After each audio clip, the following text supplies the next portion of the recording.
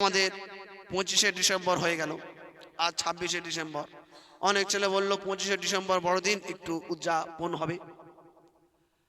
সারা পৃথিবীতে যত খ্রিস্টান রয়েছে তারা মনে করে এই 25শে ডিসেম্বরে ঈসা আলাইহিস সালাতু ওয়াস সালাম কি জন্মগ্রহণ করেছিল, অর্থাৎ আল্লাহর পুত্র নাউজুবিল্লাহি মিন যালিক, আল্লাহর পুত্র জন্মগ্রহণ করেছিল।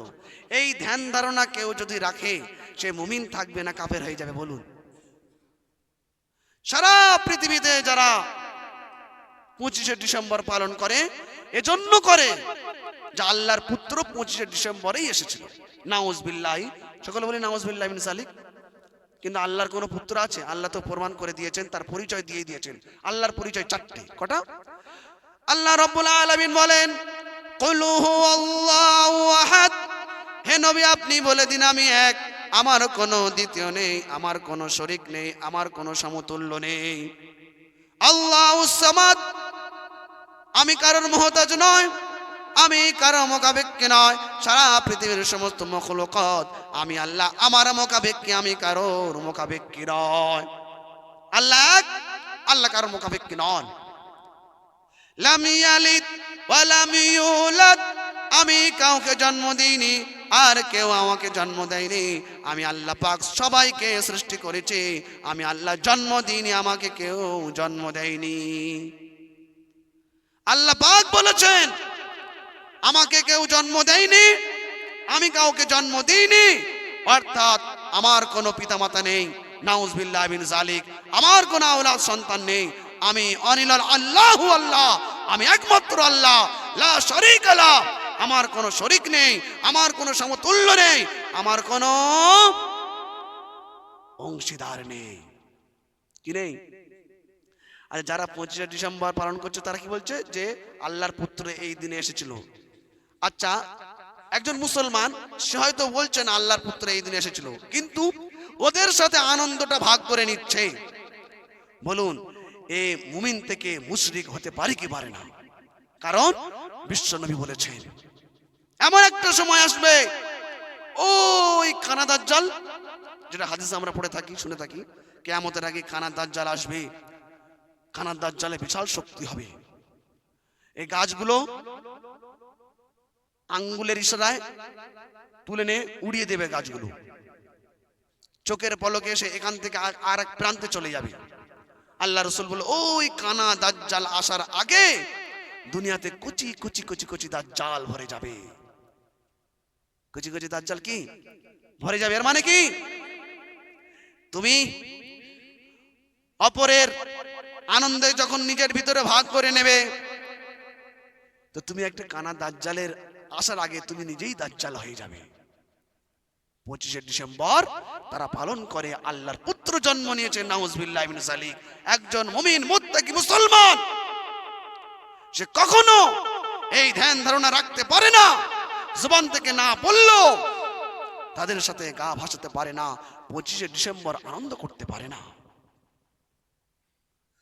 31st নাইট কয়েকদিন পরে আসবে, যাকে বলি 1 জানুয়ারি, 1 জানুয়ারি, তাই তো? আমি তো বলে থাকি যে জানুয়ারিতে কিছু যুবক আছে তারা জানোয়ার হয়ে যায়, সবাই নয়, কিছু যুবক আছে তারা জানোয়ার হয়ে যায়, জানুয়ারিতে জানোয়ার হয়ে যায়। 31st নাইট পালন করা ইসলামের শরীয়তে সম্পূর্ণ হারাম।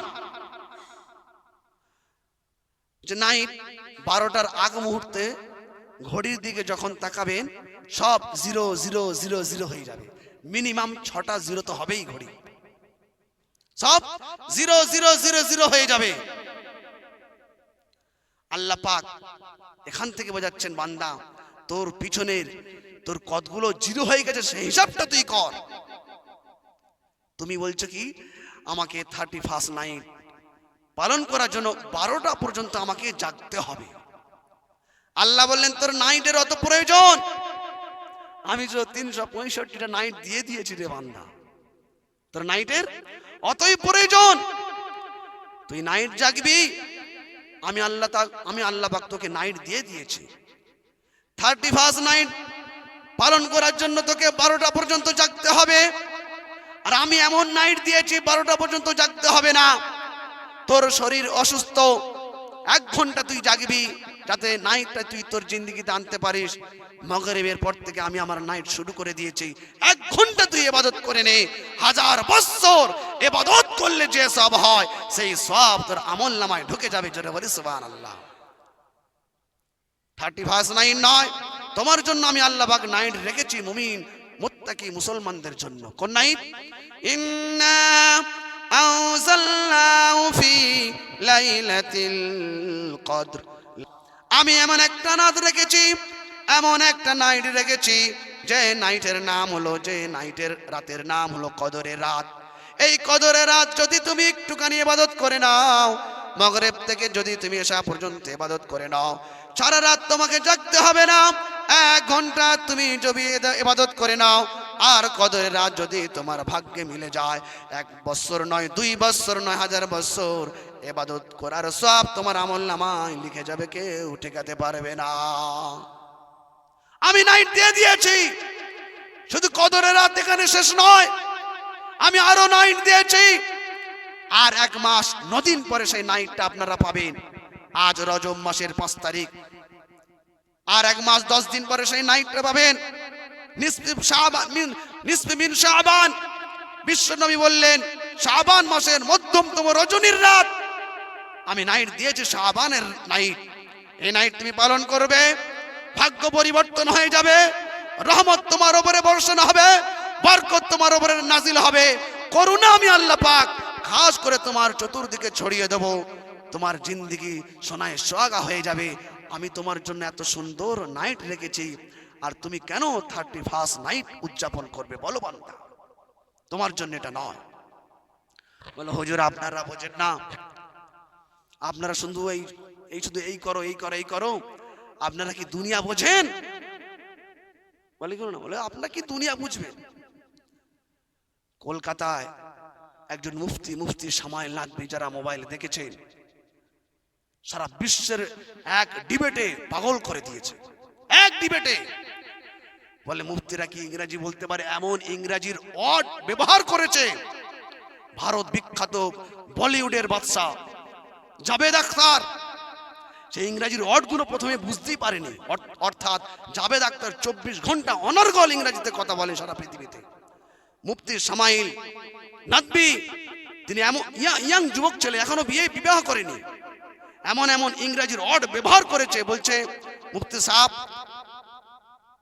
সত্য কথা হচ্ছে এটাই, আপনি যে ইংরেজির ওয়ার্ডগুলো ব্যবহার করছেন আমার জন্য ডিফিকাল্ট হয়ে যাচ্ছে, বুঝতে মুশকিল হচ্ছে, আপনি একটু সহজ করে গোটা ইংরেজি বলুন।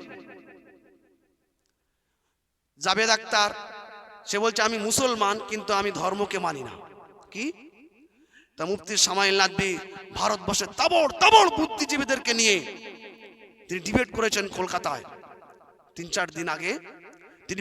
তিনি বলেছেন যেহেতু আপনি ধর্ম মানেন না, তো আমি ধর্ম কিতাব থেকে আমি একটাও প্রমাণ দেবো না। যে ধর্ম মানে না সে ধর্ম কিতাব থেকে প্রমাণ দিলে তো সে তার কাছে গ্রহণযোগ্য নয়। আমি সায়েন্স, বিজ্ঞান, কোটেশন, নোটেশন, যুক্তি দিয়ে আমি আপনাকে প্রমাণ করব গড আছে, আল্লাহ আছে, রব আছে। জাভেদ আখতার যখন বলল যে আপনাদের ধর্মের কিতাব যদি এত দামি হয়,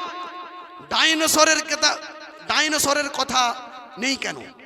ডাইনোসরের কথা উল্লেখ নেই কেন? আমি তো পুরো ডিবেটটা শুনিনি, 5-6 মিনিট শুনেছি। তো মুফতি সামাইল নাদবি তিনি বলছেন আমারও আশ্চর্য হয়, আজ পর্যন্ত ম্যাথমেটিক্সে কি ডাইনোসরের কথা লেখা নেই, তাহলে কি ম্যাথমেটিক্স এই বিষয়টা কি বেকার? বুঝাতে পারলাম? আজ পর্যন্ত ম্যাথমেটিক্সে প্রমাণ করতে পারেনি যে ডাইনোসর আছে, তা বলে কি ম্যাথমেটিক্স বেকার? অর্থাৎ আমার ধর্মে হয়তো ডাইনোসরের কথা নেই, তার মানে কিতাবটা বেকার না। এত উন্নত মানের উত্তর দিয়েছেন, সারা বিশ্ব তোলপাড় হয়ে গেছে।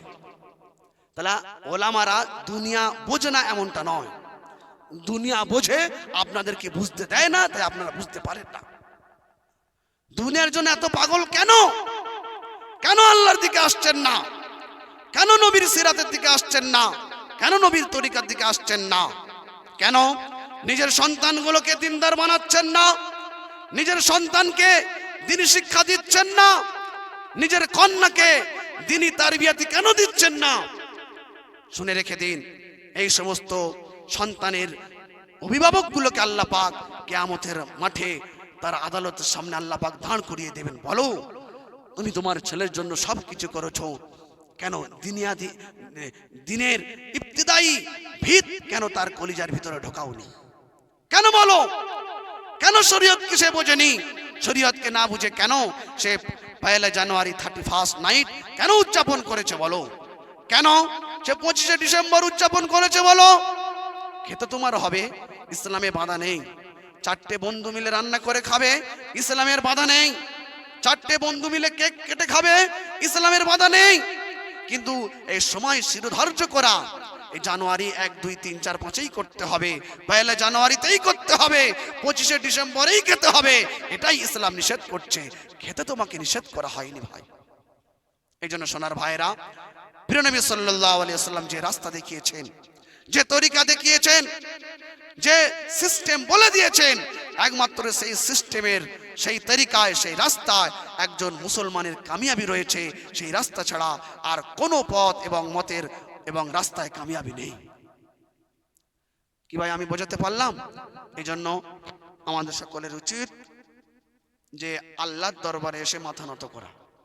আচ্ছা, আপনার জিন্দিগিতে যদি একটা বছর চলে যায়, এটা দুঃখের বিষয় না খুশির বিষয় বলে? আপনার কাছে 1 কোটি টাকা ছিল, 50 লাখ টাকা যে খরচ হয়ে গেল, আপনি কল্পনা করতে পারছেন না যে আমি তেমন তো কিছু কিনে নি, খুচখুচ করে 50 লাখ টাকা খরচ হলো কোথায়?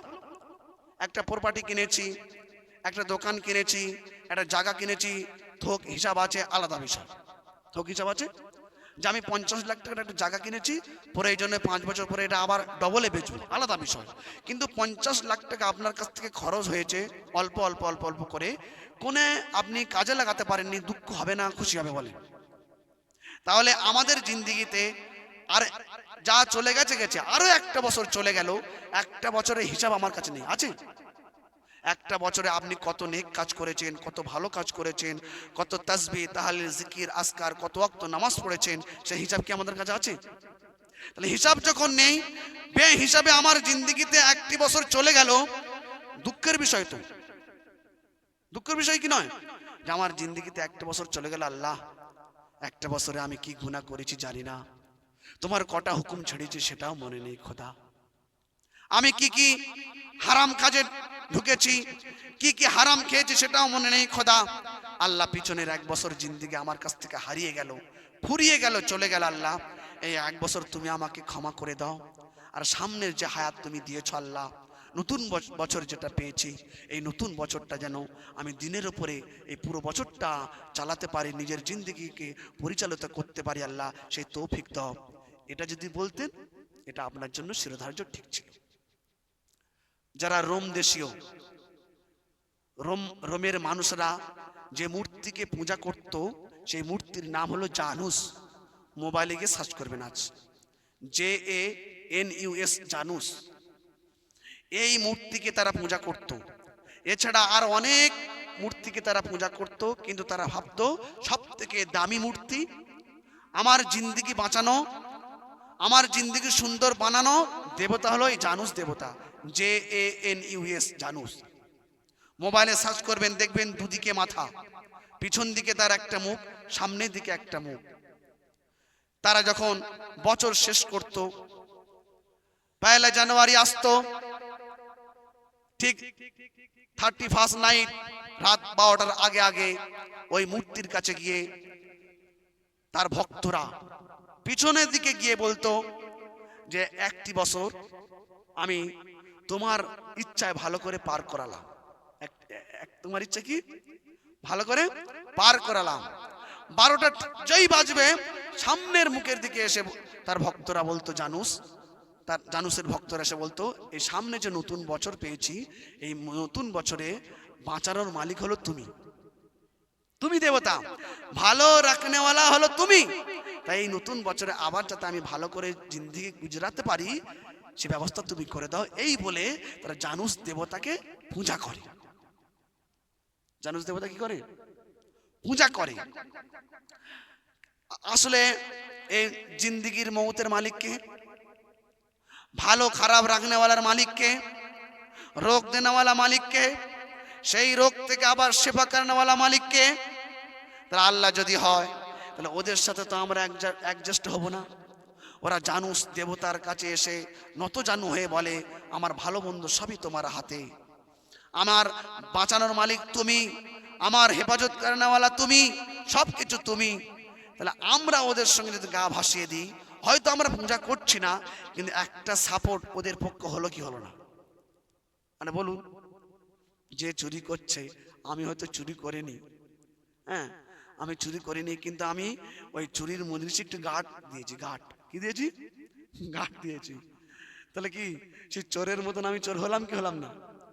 কই আমি তো চুরি করি নাই, আমি কি চুরি করি নাই। ওরা পূজা করছে, আমি তো পূজা করি নাই, কিন্তু ওদের মধ্যে করে যদি আনন্দটা আমি ওদের সাথে মিলিয়ে নিই, তাহলে আমারও তো এক ভাগ ওদের খাতায় চলে যাবে।